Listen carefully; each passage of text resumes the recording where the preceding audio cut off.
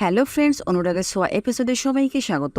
সুদীপা অনাথ নয়, সে সেনগুপ্ত বাড়ির মেয়ে, প্রমাণ নিয়ে হাজির হলো পুরোহিত। হ্যাঁ বন্ধুরা, অনুরাগের ছোঁয়া ধারাবাহিকে আগামী পর্বগুলোতে আপনারা এমনটাই দেখতে চলেছেন। কুন্তলার ফাঁদে পড়ে অংশু সুদীপাকে তাড়ানোর জন্য সমস্ত কাজকর্ম করতে থাকে। আর কুন্তলা অংশুকে হাতের মুঠো পেয়ে খুব ভালো করে বুঝতে পারে যে এই অংশুকে হাতিয়ার করেই তাকে যা করার করতে হবে। সুদীপা ও রূপা এই দুজনকেই চৌধুরী বাড়ি থেকে তাড়াতে হবে, নিজের হাতের মুঠোয় নিয়ে আসতে হবে। তাই কুন্তলা অংশুকে অনাথাশ্রমে যেতে বলে, আর অনাথাশ্রমে যাওয়ার সময় বেশ কিছু টাকাও অংশুর হাতে ধরিয়ে দেয় কুন্তলা। অংশু অনাথাশ্রমে ঢুকে যায়, তবে সে বুঝতেও পারে না যে অংশুকে কেন অনাথাশ্রমে পাঠানো হচ্ছে। অংশু অনাথাশ্রমে গিয়ে কুন্তলা যা যা বলে সেগুলো জিজ্ঞেস করে, কিন্তু ওখানকার কেউই মুখ খুলে না। তারা কিছুতেই ডিটেলস বলতে চায় না সুদীপা সম্পর্কে। অংশু যখনই টাকা দেখায় তখনই সুদীপা সম্পর্কে ডিটেলস বলে দেয় ওই অনাথাশ্রমের লোকজন, এবং সুদীপা যে হিমাদ্রির মিত্র পালিত সন্তান অংশু সেটা জেনে যায়। অংশু বুঝতে পারে যে কেন গুরুমা তাকে এই পথ দেখিয়েছে। আসলে এই পথেই চৌধুরী বাড়ি থেকে এই সুদীপাকে তাড়ানো সম্ভব হবে। আর সেই কাগজটা হাতে পেয়ে অংশু অনেক খুশি হয়ে যায়, আর বলে যে এটাই তো আমার দরকার। এবার সুদীপাকে আর কেউ বাঁচাতে পারবে না।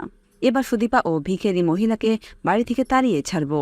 আমার পরিবারকে আমাকেই বাঁচাতে হবে। এই বলে অংশু অনাথ আশ্রম থেকে বেরিয়ে পড়ে বাড়িতে আসার জন্য। অন্যদিকে চৌধুরী বাড়িতে গায়ত্রী চৌধুরীর কথা মতে কিন্তু সুদীপা পুজোর সব আয়োজন করতে থাকে একা হাতে।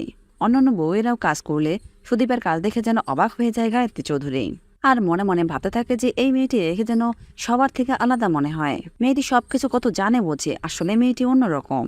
অন্যান্য লোকজন যখন পুজোর ওখানে আসে আর জিজ্ঞেস করে আজ পুজোর কাজ কে করেছে গায়ত্রী, তখন গায়ত্রী চৌধুরী গর্বের সাথে বলে আমার ছোট বৌমা সুদীপা।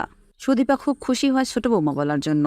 আর লোকজন বলতে থাকে তাই নাকি, তোমার ছোট বৌমা মনে হয় সম্ভ্রান্ত পরিবারের মেয়ে, তাই না? হাতের কাজগুলো দেখেই বোঝা যাচ্ছে কত পরিপাটি, কত সুন্দর। ঠিক তখনই অংশু সেখানে এসে হাজির হয় আর বলে বনেদি বাড়ি কোনো বাড়ির মেয়েও না, ওর কোনো জন্ম পরিচয় নেই, এমনকি ওই হিমাদ্রি বাবু ওই কনস্টেবলের মেয়েও না ও। এই তার প্রমাণ। অংশু অনাথাশ্রমে সেই কাগজটি সবার সামনে তুলে ধরে, আর এই কাগজ দেখে সুদীপার মাথায় আকাশ ভেঙে পড়ে। অন্যদিকে পিসিও বুঝতে পারে যে আজ সুদীপার সামনে সব সত্যি চলে এসেছে। এরপর সুদীপা পিসির কাছে গিয়ে বলে, পিসি তুমি সত্যি করে বলো তো, হিমাদ্রি মিত্র কি আমার বাবা নয়? আসলে কি আমি অনাথ? সে চুপটি করে থাকে আর চোখের জল ফেলে।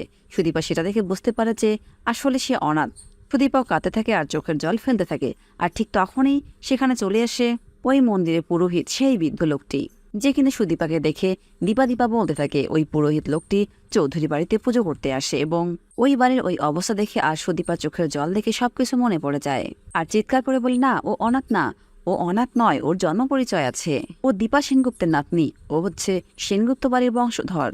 আর এই কথাটা শুনে চমকে যায় সুদীপা, আর বাড়ির সকলেই চমকে যায়। তো বন্ধুরা, আজ তাহলে এই পর্যন্তই। পরবর্তী ভিডিওগুলো পেতে আমাদের টলি স্টোরি টাইম চ্যানেলে চোখ রাখুন, আর আপনাদের সুন্দর মতামত আমাদের কমেন্ট বক্সে কমেন্ট করে জানাবেন। ধন্যবাদ সবাইকে।